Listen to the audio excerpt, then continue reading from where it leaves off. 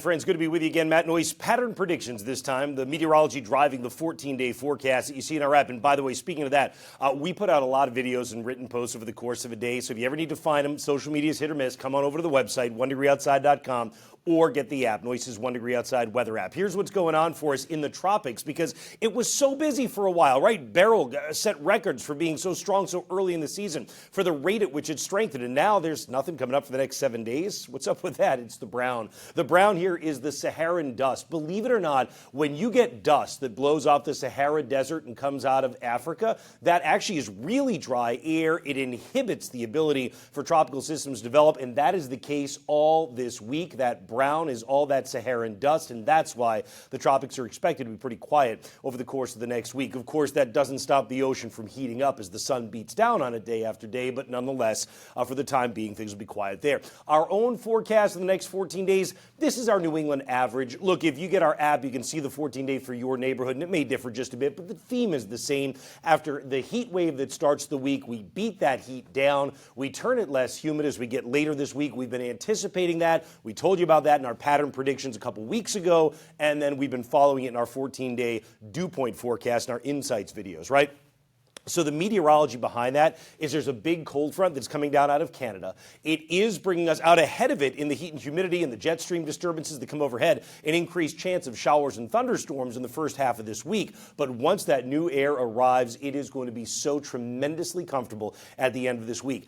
As for what's going on at the jet stream level, look, I mentioned the fact that we are getting multiple disturbances in the first half of this week, elevating the chance of showers and thunder each day, right? That kind of maximizes Wednesday when the cold front swings through. And by the end of the week, you finally have what we call a jet stream trough, a dip in the jet stream that allows cooler air to seep down out of Canada. And that's why it's going to feel so much better later this week into the start of the weekend. One thing you'd be concerned about as you go into the weekend is, well, wait a minute, you got the jet stream coming overhead, you got a trough. A lot of times, I'm going to tell you that is going to make for several disturbances. It could cause showers and storms. We don't think that's the case, though, getting into the upcoming weekend for most. On Sunday, which you're looking at here, we may be close enough to a jet stream disturbance to get some showers in the north country of New England, particularly in the afternoon. But for the vast majority of New England, even though the jet stream is active overhead, the air will be dry enough and comfortable enough that it should negate showers and thunderstorms heading into the weekend, and we get to enjoy it, even though things are busy up over our heads at the jet stream level.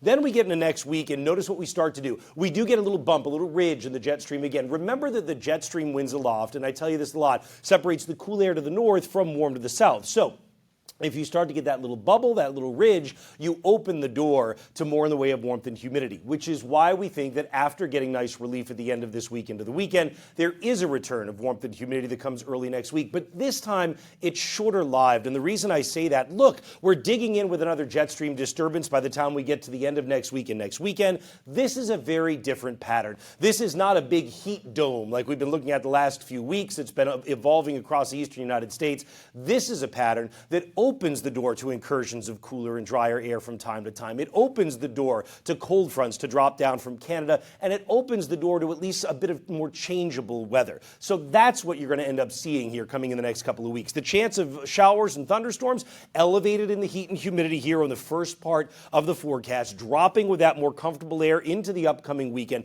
then rising next week as you get that bubble of warmth and humidity, and dropping again behind the next cold front that will come through. So at least you're starting to see something, I guess you could say, a little bit more normal for New England summer weather here, a little bit more variation that comes into the forecast. Maybe that means with the chances of storms as the cold fronts come by, we can get rain in the spots that haven't, because what's happened is we've been very stuck in this pattern where some of you have had plenty of rain over the last few weeks, and others, via my house included in the Merrimack Valley, haven't really ended up with all that much, right? So maybe we get to mix that up as the atmosphere finally gets a little bit of variety to it. Just a reminder, if you want to get the 14-day forecast, of course, you wouldn't necessarily have this explanation with it, but you can see the numbers anyway off of our app. The other thing is, of course, our insights videos that we post every day. We try and give at least the meteorology behind the forecast over the next 3 or 4 days. So you always are spun up with that. All right, look forward to seeing you again. Thanks for checking in, and we'll see you over at onedegreeoutside.com.